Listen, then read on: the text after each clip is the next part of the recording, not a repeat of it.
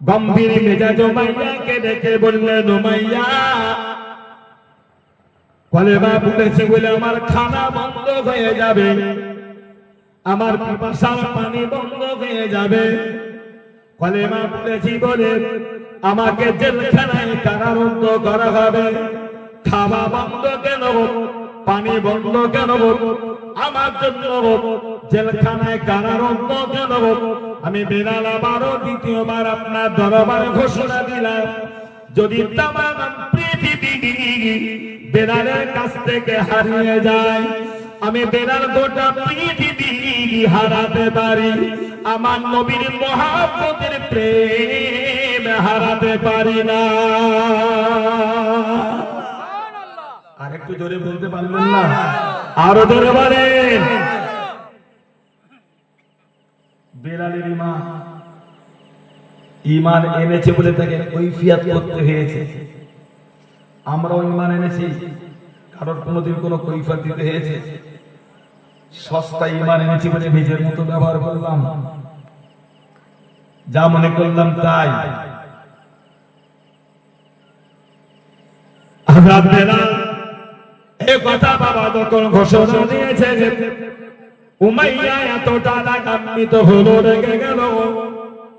Umayya বললেন, এক মুহূর্ত দেরি করো না, বেলালকে জেলখানায় ঢুকিয়ে দাও। বেলালের জন্য জেলখানা দরজা খোলা হলো, বেলালকে জেলখানায় কারারুদ্ধ করা হয়েছে।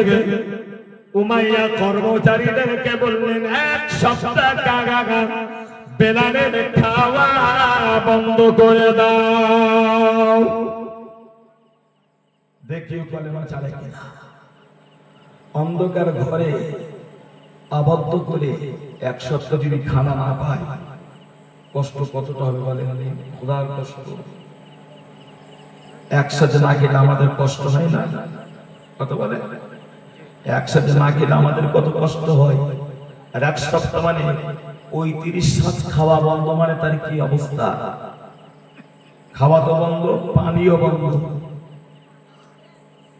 হযরত বেলালের খানা বন্ধ হয়ে গেল বাবা, জেলখানার ভিতরে কারারুদ্ধ হয়ে গেল। আর বেলালকে যেই না জেলখানায় ঢুকিয়ে দিয়েছে, হযরত বেলাল এক মুহূর্ত দেরি না করে উমাইয়া জেলখানায় প্রবেশ করার সাথে সাথে আল্লাহর শাহী দরবার বেলাল সেজদায় লুটিয়ে যায়। জোরে বলুন, আর একটু মহব্বত করে বলুন সুবহানাল্লাহ। আল্লাহ পাকের শাহী দরবারে হযরত বেলাল লুটিয়ে গিয়েছে বাবা, মাথা নত করে দিয়েছে, সেজদারত অবস্থায় জাজ্জা জাজ্জা জাজ্জা জাজ্জা জাজ্জা জাজ্জা করে চোখের পানি ঝরায়। আমার আল্লাহকে সেজদারত অবস্থায় কেঁদে কেঁদে ডাকে, ও রব্বুল আলামিন আল্লাহ, আমি বেলাল তোমাকে এক বলে স্বীকার করে নিয়েছি। আল্লাহ, আমি বেলাল আমার নবীর দিদার পেলাম না, আমার নবীর দর্শন আমার নসিবে জুটলো না, অথচ আমার নবীর প্রেমের পাগল হয়ে গিয়েছি। আল্লাহ, নবীর প্রেমের পাগল হবার কারণে বেলালকে জেলখানায় বন্দী করা হলো। আল্লাহ, নবীর প্রেমের পাগল হবার কারণে বেলালের পানি বন্ধ হলো, নবীর প্রেমের পাগল হবার কারণে আল্লাহ বেলালের খানা বন্ধ হয়ে গেল। আল্লাহ, আমার স্বাধীনতা সব কিছু হরণ করে নিয়েছে বেঈমান উমাইয়া। আল্লাহ, এটা আমি বুঝি, তামাম পৃথিবীতে যার কেহ নাই, কেহ নাই, তামাম পৃথিবীতে যার কেহ নাই, তার জন্য আমার আল্লাহ যথেষ্ট হয়ে যায়। আর একটু জোরে বলে আল্লাহ। চাইলে তোমার বেলালকে তুমি খাইয়ে রাখতে পারো, না চাইলে জেলখানার ভিতরে না খাইয়ে তুমি মেরে দিতে পারো। আল্লাহ, তোমার উপরে আমি বেলাল নিজেকে সুপর্দ করে দিলাম, যেটাই তোমার দয়া সেটাই বেলাল পেয়ে যাবে। আরো জোরে বলুন সুবহানাল্লাহ। বেলালের ঈমান মজবুতি হচ্ছে না দুর্বল? মজবুত। কতটা মজবুত হচ্ছে? কতটা? এক সপ্তাহ বেলালকে অন্ধকার ঘর থেকে বার করা হয় না, এক সপ্তাহ বেলালকে বাবা খেতে দেওয়া হয় না, এক সপ্তাহ বেলালের পানি দেওয়া হয় না। হযরত বেলাল বাচ্চা মানুষ হালকা হয়ে গেল বাবা, নাকে পাতলা হয়ে গেল, একেবারে জীর্ণ শরীর। বেলাল দুর্বল হয়ে গিয়েছে। উমাইয়া রাজ দরবার থেকে ঘোষণা দিয়েছে, বেলালকে বার করো। এই কর্মচারীরা এক সপ্তাহ থেকে আবদ্ধ করলাম, না খাইয়ে দেখিছে তার মোহাম্মদ ছাড়ে কিনা, বার করো তো, বার করো। বেলালকে বাবা কারারুদ্ধ থেকে বার করা হয়েছে, অন্ধকার ঘর থেকে বার করে উমাইয়া দরবারে হাজির করা হলো। উমাইয়া জিজ্ঞাসা করে, বেলাল বেলাল, এক সপ্তাহ তোমাকে কারারুদ্ধ করা হলো, বেলাল এক সপ্তাহ তোমাকে খাওয়া দাওয়া বন্ধ হলো, ও বেলাল বলো না কতটা কষ্ট পেলে, এরপর কি তোমার মোহাম্মদ কে তুমি ছাড়বে না, ভুলে যাবে না? বেলালকে যখন উমাইয়া জিজ্ঞাসা করেছে, হযরত বেলাল উমাইয়াকে রেখে বলে, উমাইয়া উমাইয়া, আমি বেলাল অন্ধকার ঘরে এক সপ্তাহ থেকে যতটা কষ্ট পেয়েছি, এক সপ্তাহ আমি বেলাল না খেয়ে যত কষ্ট পেয়েছি, তার চাইতে বেশি আনন্দ পেয়েছি আমার আল্লাহকে দেখে দেখে। ধরে বলুন, আমি কষ্টের তুলনায় আরো যারা বেশি স্বস্তি পেলাম আল্লাহর প্রেমের পাগল হয়ে, নবীর সাথে জমানা হয়ে। এমন কথা বলো কেন? তুমি হালকা হয়ে গিয়েছো, তুমি পাতলা হয়ে গিয়েছো, বাচ্চা মানুষ তুমি, বাবা ছেলে মানুষ তুমি, কলেমা ছেড়ে দাও, ভুল করিতে না গায়। হযরত বেলাল বলল, আমি কলেমা ছাড়িতে পারি না, পারি না, পারি না। উমাইয়া প্রয়োজনে আমি বেলাল জীবন দিতে পারি, দুনিয়ার কোন বেঈমানের হাতে ঈমান দিতে পারি না। জীবনের দাম বেশি না ঈমানের দাম বেশি? আরো জোরে বলেন, ঈমান। আল্লাহ পাক কোরআন ঘোষণা দিয়েছেন, অতুজাহিদুনা ফি সাবিলিল্লাহি বিআমওয়ালিকুম ওয়া আনফুসিকুম যালিকুম খায়রুল লাকুম ইন কুনতুম তা'লামুন। আমার আল্লাহ জানিয়েছে, বান্দা বান্দিগি আমার দ্বীনের জন্য, ইসলামের জন্য, আমার কোরআনের জন্য তোমরা তোমাদের মাল দাও, সামান দাও, অর্থ দাও, সম্পদ দাও আমার দ্বীন প্রতিষ্ঠা করতে। এতেও যদি সম্ভব না হয়, আমি আল্লাহ জানিয়ে দিলাম, আমার দ্বীন হেফাজতের জন্য প্রয়োজনে তোমরা তোমাদের জীবনকে কোরবান করে দাও। আমি আপনাকে এখানে বোঝাতে চাই, রাসূলুল্লাহ সাহাবীরা নবী যখনই দ্বীনের জন্য হাত পেতেছে, নবী সাহাবীরা সব দুহাত ভরে দান করেছে। নবী সাহাবীরা যেমন মাল দিয়েছে, আমার আল্লাহর জন্য তো তারা তাদের জীবনও দিয়ে দিয়েছে। দিয়েছে না দেয়নি? জীবন কোরবান করেছে। উমাইয়া কিসের ভয় দেখাও? মরণের ভয়। কিসের ভয় দেখাও? মারির ভয়, শাস্তির ভয়, আঘাতের ভয়। আমি বেলাল যাকে এক বলে স্বীকার করেছি, তাকে ছাড়া দুনিয়ার আর কাউকে ভয় পাই না। সুবহানাল্লাহ বললে মহব্বত করে বলে। ও যুবক ছেলেরা, ভাইরা, তোমরাও কলেমা পড়ে ঈমান এনেছো, ঈমান এনে ফ্রি ফায়ার খেলে খেলে ঈমানটা শেষ করছো, পাবজি খেলে খেলে নিজেকে বেঈমান বানাচ্ছ। তুমি জানো ফ্রি ফায়ার খেললে, পাবজি খেললে বেঈমান হয়ে যায় মানুষ? তুমি জানো ওই দুটো খেলা খেললে মানুষ ঈমান হারিয়ে ফেলে? নবী বলেছেন, আসহাবিকান নুজুম, আমার এক একজন সাহাবী হলো আকাশের নক্ষত্রের সমতুল্য। কোন একজন সাহাবীকে অনুসরণ করলে আমি রাসূলুল্লাহর অনুসরণ করা হয়ে যায়। বলুন সুবহানাল্লাহ। তুমি কাকে অনুসরণ করছো? তোমার রবকে, তোমার নবীকে অনুসরণ করছো? তোমার রব তোমাদের ওই কাজ করতে বলেছে?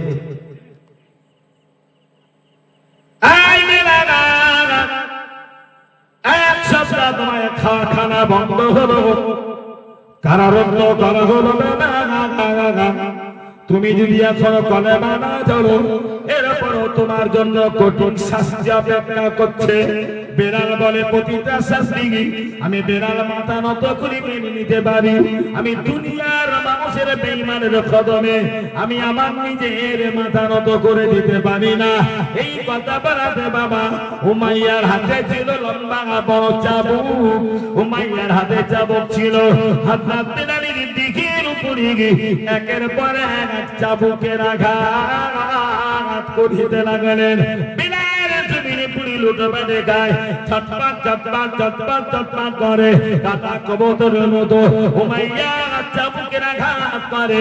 এত জোরে জোরে জোরে জোরে বাবা চাবুক মারে। প্রতিটা চাবুকের বাড়িতে প্রতিটা চাবুকের আঘাতে বেলালের দিকের কালো চামড়াগুলো ছিঁড়ে ছিঁড়ে বেরিয়ে যায়। বেলালের দিকের কালো চামড়াগুলো সব কেটে কেটে বেরিয়ে যায়। বেলালের গোটাতে গোটা রক্তাক্ত হয়ে যায়, রক্তে লাল হয়ে যায়। গোটাতে গোটাকে বেলালের দিকের রক্তগুলো বাবা টুপিয়ে টুপিয়ে আমার আল্লাহ পাকের জমিনে পড়ে যায়। বেলাল চিৎকার করে না, চেঁচামেচি করে না, আওয়াজ করে না, শুধুই জবান একটা কথা বলে গে উমাইয়া যত মারে যত মারে যত মারে চাবুকের আঘাত।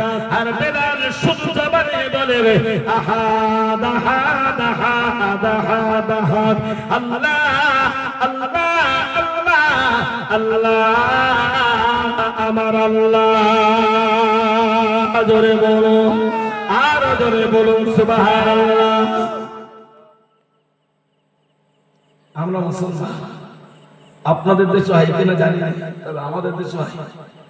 এমনও মানুষের না এক কাপ চা দিলে নিজের বাপের নামও ভুল বলে।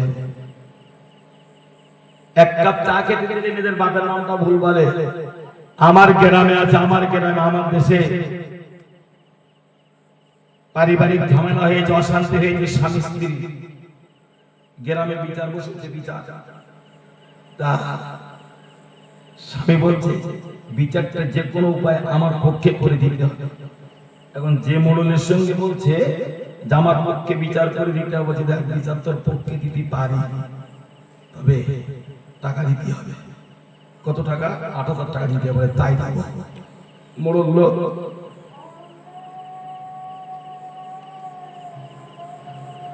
মসজিদ অনেক দূরে আছে মোটামুটি। আচ্ছা আচ্ছা শুনতে অসুবিধা নেই।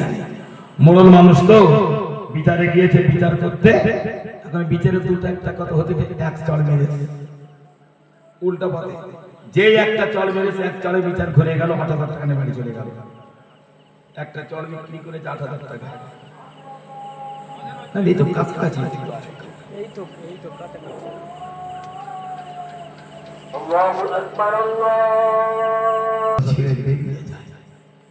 কষ্টটা কি কম বলে মনে হয়? বেঁচে থাকবে অথচ গায়ের চামড়াগুলো কেটে বেরিয়ে যাবে গোটা দেহ থেকে। কষ্টটা কি খুব হালকা পাতলা বলে মনে হলো? কথা বলে এই কষ্ট ওজন করার জায়গা নাই, মাপার জায়গা নাই। সকাল থেকে সন্ধ্যা পর্যন্ত বেলালকে বাবা এইভাবে চাবুকের আঘাত করা হয়, গোটাতে গোটা রক্তাক্ত হয়ে যায়। সন্ধ্যা করে বেলালকে আবার কারারুদ্ধ জেলখানায় ঢুকিয়ে দেওয়া হয়। রক্ত মাখা দেহ নিয়ে বেলাল আল্লাহর শাহে দরবারে সেজদায় পড়ে রয়। শুধুই আল্লাহকে ডাকছে, শুধুই আল্লাহকে ডাকছেন। আল্লাহ জেলখানার ভিতরে গোটা রাত বাবা পার হয়ে গেল। হযরত বেলালকে জেলখানা থেকে বড় করা হয়। একই কথা বেলালকে বলা হয়, বেলাল তুমি কলেমা ছাড়বে কিনা? বেলাল বলে কখনো নাই, জীবন হারাতে পারি, ঈমান হারাতে পারি না। আবার বেলালকে চাবুকের আঘাত করা হয়। ওই রক্ত মাখা দেহের উপরে ফের আবার চাবুকের ঘা দেওয়া হয় বাবা। আর প্রতিটা চাবুকের আঘাতে আঘাতে বেলাল শুধু জবানে আল্লাহ আল্লাহ আল্লাহ আল্লাহ আল্লাহ বলে চিৎকার চেঁচামেচি করে, চাবুকের আঘাতে চাবুকের আওয়াজে আল্লাহকে আল্লাহ আল্লাহ আল্লাহ বলে ডাকাডাকি করে। কোন অবস্থাতে বেলালের জবান থেকে কালেমা হারানো যায় না, তার রবের ডাক যখন সরানো যায় না, বেলালের মন থেকে তার নবী মুহাম্মদের প্রেম ওটা যখন বাবা ফলানো যায় না। উমাইয়া ঘোষণা দিলেন, এত মার মারলাম, এত আঘাত করলাম, গায়ের চামড়াগুলো সব ছিঁড়ে ছিঁড়ে চূর্ণ বিচূর্ণ করে দিলাম, কালো বেলালকে রক্তে লাল বানিয়ে দিলাম, এরপরও বেলাল কলেমা ছাড়ে না। এই কর্মচারীরা আমার বেলালের হাত দুখানি তোরা বেঁধে দে, এই হাত বেঁধে দাও। বেলালের হাত দুটি বাবা বাঁধা হলো। উমাইয়া ঘোষণা দিল, বেলালের পা দুটি বেঁধে দে, হাত দুখানি বাঁধা, পা দুখানি বাবা বাঁধা, পা দুটি বেঁধে বেলালকে উটের পায়ের সাথে রশি লাগিয়ে দেয়, উটের পায়ের সাথে বাবা দড়ি বেঁধে দেয়, উটকে বাবা দাঁড়িয়ে যায়। আর বেলাল দাঁড়াতে পারে না, উঠতে পারে না, বসতে পারে না। বেলালকে টেনে টেনে টেনে টেনে মদিনার অলিতে গলিতে গলিতে গলিতে ঘোরায়। বেলালের দেহের রক্তে মরুভূমির বালুগুলো সব লাল হয়ে যায়, মরুভূমির গরম বালুর উপর দিয়ে বেলালের রক্ত মাখা দেহটা ঘিচিরে ঘিচিরে ঘিচিরে ঘিচিরে যায়। কখনো বালুর উপরে বাবা, কখনো কাকরের উপরে, কখনো পাথরের উপরে, একটা পাথর থেকে আর একটা পাথরের উপরে আচার খেয়ে খেয়ে পড়ে। এমন ভাবে বাবা উঠকে নিয়ে যাওয়া হয়, পাথরের আঘাতে আঘাত আঘাত আঘাতে এবারে বেলালের দেহের গোশতগুলি সব ক্ষয়ে ক্ষয়ে বেরিয়ে যায়। বেলালের হাতে গোশত নাই, বেলালের পায়ে গোশত নাই, বেলালের মুখে গোশত নাই, বেলালের পিঠে গোশত নাই, সব গর্ত গর্ত গর্ত গর্ত উদুমার চেহারা হয়ে গেল। সকাল থেকে সন্ধ্যা পর্যন্ত বেলাল কেমন ভাবে টানাটানি করে বেলালকে আবার কারারুদ্ধ করা গিয়েছে রক্তমাখা অবস্থায়। শুধু বেলাল আল্লাহ দরবারে জেলখানায় কেঁদে কেঁদে ঝরে যেন হয়ে যায়। ও মুসলমান ভাইরা, সকাল হতে না হতে উমাইয়া জেলখানা থেকে বেলালকে আবার টেনে বার করেছে। ও বেলাল, বেলাল কালেমা ছাড়বে কিনা বলো? কালেমা ছাড়বে? তখন বলে না, যতক্ষণ আমার জীবনের শেষ নিঃশ্বাস থাকবে আমি বেলাল ততক্ষণ বলবো আমার আল্লাহ ছাড়া কোনো মাহবুদ নাই। জোরে সুবহানাল্লাহ বলতে কেউ নাই। এই কর্মচারীরা, অল্প আঘাতে বেলাল শাইস্ত হবে না, তার আল্লাহকে ছাড়বে না, শাস্তির পরিমাণ বাড়াতে হবে। কি করতে হবে হুজুর বলেন? উমাইয়া বলল, বড় বড় লম্বা মোটা দুটি পাথর নিয়ে আগুনে গরম করো, শাস্তি দেখে। বেলালের অপরাধ কি বলে? বেলালের অপরাধ হলো লা ইলাহা ইল্লাল্লাহ, বেলালের অপরাধ হলো কলেমা পড়ে, সেটাই অপরাধ। এই অপরাধের কারণে তার অবস্থা। বড় পাথর গরম করো, দুটো পাথর গরম করেছে, আগুনে গরম করে দিয়েছে। উমাইয়া বললে, একটি পাথর বিছিয়ে দাও, রাস্তার ধারে একটা পাথর শুকিয়ে দেবো। ও কর্মচারীরা, বেলালের হাত দুখানি বেঁধে দাও, বেলালের হাত দুটি বাঁধা হলো, পা দুটি বেঁধে দাও। বেলালের পা দুখানি বাঁধা হলো, হাত পা বাঁধা অবস্থায় বেঈমান উমাইয়া ঘোষণা দিল, এবার বেলালকে গরম পাথরের উপরে উপর করে শুইয়ে দাও। ও মুসলমান ভাইরা, বেলালকে গরম পাথরের উপরে বাবা হাত পা বাঁধা অবস্থায় উপর করে শুইয়ে দেওয়া গেছে। এবার বেলালের পিঠের উপরে আর একটা গরম পাথর চাপিয়ে দাও। হযরত বেলালের পিঠের উপরে আর একটা বাবা গরম পাথর চাপিয়ে দেওয়া হলো। নিচে পাথর, উপরে পাথর, আর মাঝখানে বেলাল পেশায় হয়। গোটা দেগের চর্বিগুলো সব খসে খয়ে খয়ে গলে গলে গলে গলে সব গড়িয়ে পড়ে যায়। ওই অবস্থায় গরম পাথরের পেশাই খায় আর বেলাল জবানে বারবার বলে আল্লাহ আল্লাহ আল্লাহ আল্লাহ। জোরে বলো আর একটু মহব্বত করে বলো সুবহানাল্লাহ। উমাইয়া বলে গরম পাথর শুনিয়ে দিলাম, পিঠে পাথর চেপে দিলাম, দেখের চর্বিগুলো গলে গলে গড়িয়ে যায়। এখনো বেলালের জবানের আল্লাহ শব্দ বন্ধ হয় না। যে জিহ্বার সাহায্যে বেলাল তার আল্লাহকে আল্লাহ বলে ডাকাডাকি করে, বেলালের জিহ্বাটা টেনে টেনে বার করে নাও। ইসলাম নিয়ে তামাশা, নিজের সুবিধাকে যেটা মনে করলাম সেটাই। কলেমাটা সহজে পেয়েছি তাই আমরা মার খেতে হইনি, আঘাত খেতে হইনি, আক্রান্ত হতে হয়নি। এরপরও নিজের ধর্মের উপর আমি থাকতে পারিনি। কেন? কে আমাকে বাধা দিয়েছে? কে আমাকে নিষেধ করেছে? আল্লাহ পাকের বিধান মানতে কে আমাকে আক্রমণ করেছে?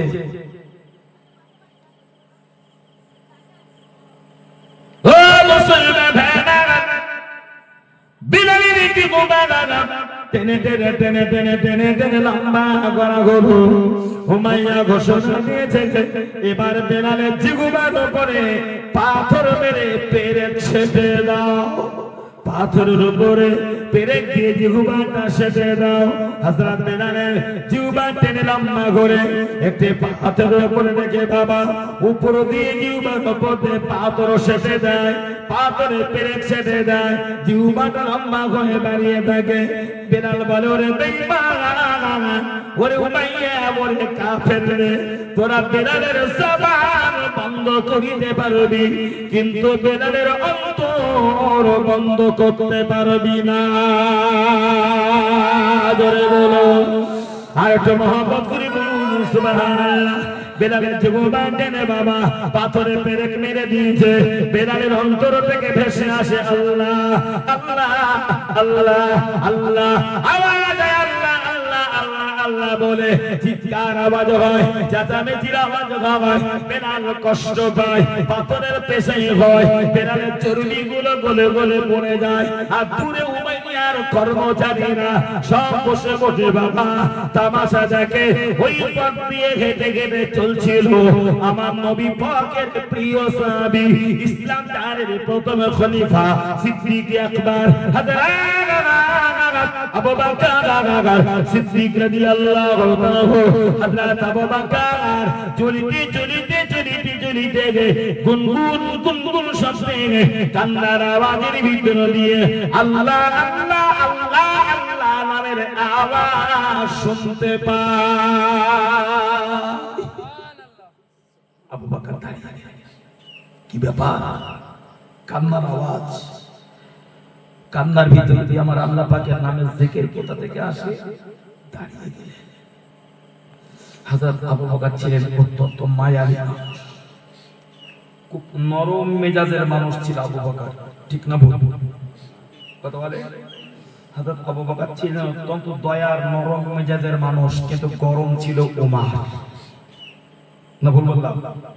গরম ছিল উমার, দাতা ছিল উসমান। সুবহানাল্লাহ।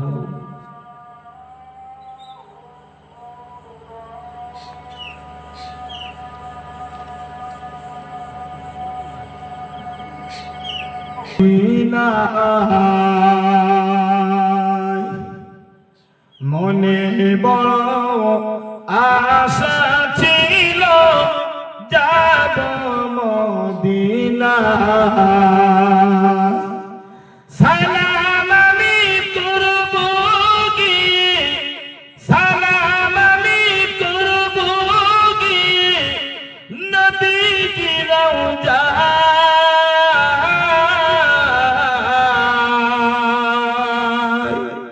মনে বড় আশা ছিল যাব মদিনায়।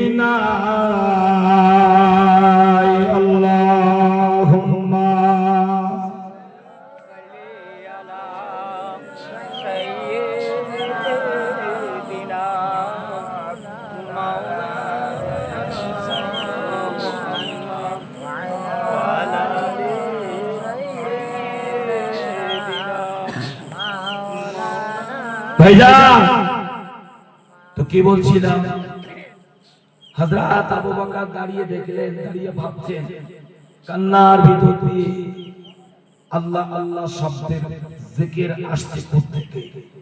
একটু পাশে ফিরে দেখে একজন মানুষ রক্তমাখা অবস্থায়, তাকে পাথরে পেশাই করা হচ্ছে, জিহ্বা পাথর দিয়ে, জিহ্বা পেরেক দিয়ে পাথরের সাথা, হাত দুটি বাঁধা, পা দুটি বাঁধা। মায়াবী মানুষ ছিল আবু বকর, কোন দিকে না থেকে ছুটি দিয়ে পিঠের উপরে পাথরটা সরিয়ে দিতে লাগছে।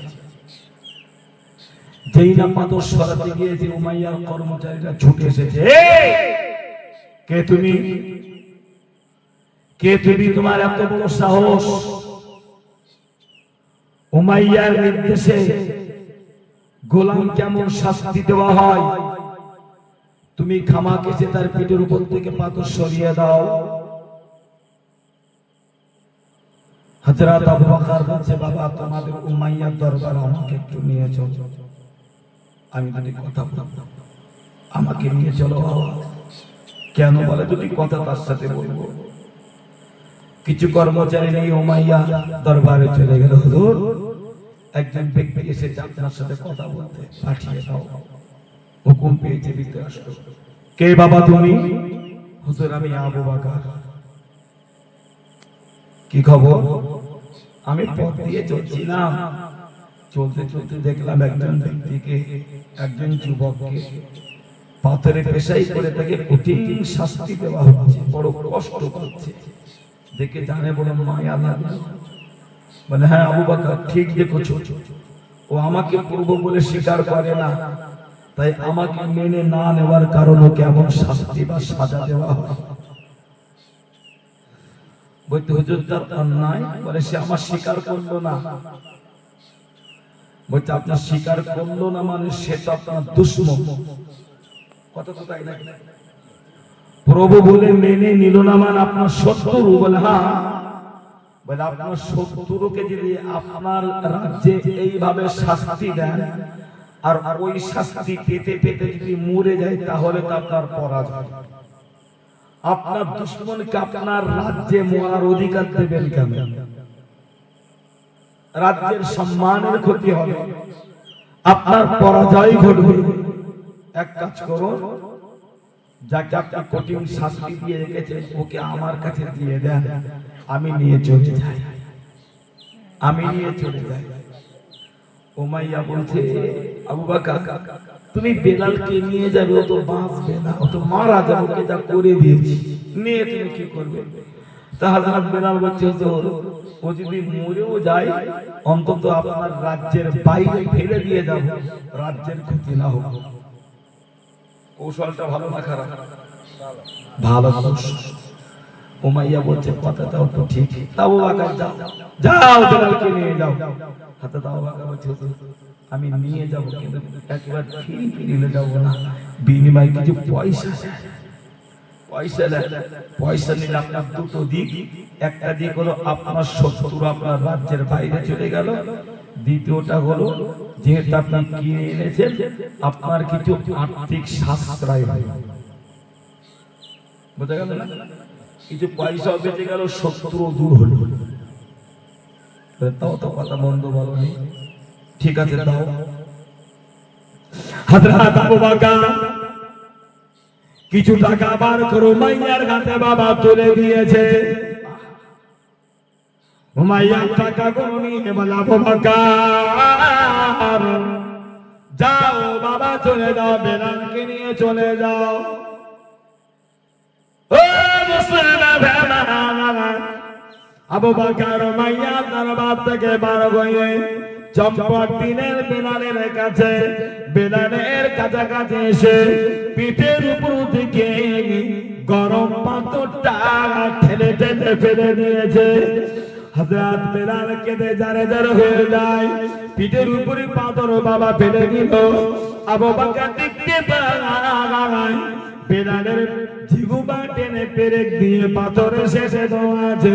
হযরত আবু বকর টেনে টেনে টেনে টেনে টেনে টেনে জিহ্বার পেরেকটা বার করে নেয়। জিহ্বার পেরেক টেনে বার করে নেওয়া হলো। পিঠের উপর থেকে বাবা গরম পাথর সরিয়ে দেওয়া গেল। বেলালের হাত দুটি বাঁধা, হাত খুলে দেওয়া হয়, পা দুটি বাঁধা, পা দুটি খুলে দেওয়া হয়, সব কিছু জিনা করে নিয়েছে। বেলাল তখন মাথা উঁচু করে ডেকে বলছে, কে গো ভাই, তুমি কে গো ভাই? তোমার মনে এত দয়া, তোমার মনে এত দয়া, আমার পেটের উপর থেকে গরম পাথর সরিয়েছো, আমার যে গোবার পেরে কুটিয়ে দিয়েছো, কে গো ভাই তুমি? বলে বেলাল, বেলাল, বেলাল, তুমি আমায় চেনো না, জানো না, আমি গোলাম আবু বকর। নাম বলেছি চেনতে কি কোনদিন তো দেখে। এমন অবস্থা কেন মাইয়া তোমায় করেছে বলো না? বেলাল কেটে বলে, ভাই আবু বকর, আমার অপরাধ বলতে আমি কলেমা পড়েছি, আমার কলেমা পড়ার অপরাধে এমন অবস্থায় আমাকে রেখেছে। আমি মাইয়াকে বলেছিলাম আমি জীবন দিতে পারি, ঈমান দিতে পারি নাই। হযরত আবু বকর জিজ্ঞাসা করেছে, আবু বকর জিজ্ঞাসা করলেন, বেলাল, যে নবীর প্রেমের পাগল তুমি হয়েছো, ওই নবীকে তুমি কি কোনদিন চোখে দেখেছো? কোনদিন দেখেছো ভাই? বেলাল বলছে, আমি নবীকে কোনদিন চোখে দেখিনি, কিন্তু রাসূলের মুহাব্বত যেন আমাকে বারবার টেনে নিয়ে যায়। সুবহানাল্লাহ বলে, আর একটু মহব্বত করে বলে, রাসূলের প্রেমে যেন আমি পাগল হয়ে গেলাম। তাই সেই নবীর জন্য জীবন দিতে পারি, ঈমান তো দিতে পারি না। আবু বকর হযরত বেলালের মুখ নিঃসৃত কথা শুনে আবু বকর কেঁদে ফেললেন, দুটি চোখ দিয়ে পানি বেয়ে যায়, চাচার চাচার করে চোখের পানি দাঁড়ায়। কেঁদে কেঁদে বললেন, বেলাল, বেলাল, বেলাল, তামাম জীবন আমার নবীর দরবারে আমরা সবাই কাটালাম, নবীর কাছে থেকে নবীকে যতটা মহব্বত না করেছি, সেই নবীর দিদার না পেয়ে তার চাইতো বেশি প্রেমের পাগল তুমি হয়েছো। বলো, আর একটু মহব্বত করে বলো সুবহানাল্লাহ। ও ভাই বেলাল, নবীকে না দেখে নবীর প্রেমের পাগল তুমি হয়েছো ভাই। সেই নবীকে তুমি কি দেখতে চাও? সেই নবীর দরবারে তুমি কি যেতে চাও? চাচার চাচার করে বেলালের কান্নার ওজন বেড়ে যায়। বেলাল দেখে বললেন, আবু বকর, ও ভাই আবু বকর, নিয়ে চলো একটা বার, আমি বেলাল, আমাকে নিয়ে চলো। নবীর জন্য আমার জান, নবীর জন্য আমার আমাল, আমি আমার নবীকে কোনদিন দেখি নাই, আমি বেলাল বাঁচবো না, মারা যাবো। আমি জানি না, জানে বড় কষ্ট হয়, একটা বার নবীর দরবার আমাকে নিয়ে চলো। বেলাল যদিও মারা যায়, যদি মরণের পূর্বে আমার নবীর নূরের চেহারাটুকু দেখতে পায়, বেলালের জীবনটা ধন্য হয়ে যাবে।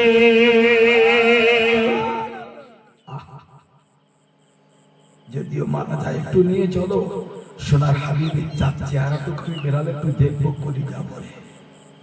সেই নবীর চেহারাটুকু দেখতে গিয়ে জীবন এতটা মার খেলাম, এত কষ্ট পেলাম, আঘাত প্রাপ্ত হলাম, নিয়ে চলো। হাতের তলায়, পায়ের তলায় তো চামড়া নাই, হাত দিয়ে কি করে পেলাম? দাঁড়ানোরও শক্তি না, দাঁড়ানোরও ক্ষমতা না। হযরত আবু বকর বেলালকে দু হাতে জোর করে, মানে দু হাতে চাপিয়ে তুলে, বেলালের একটা হাত হযরত আবু বকর হুজুর কাঁধের উপর দিয়ে এভাবে জোর করে বাম হাত দিয়ে চেপে ডান হাত দিয়ে বেলালকে জড়িয়ে ধরলেন।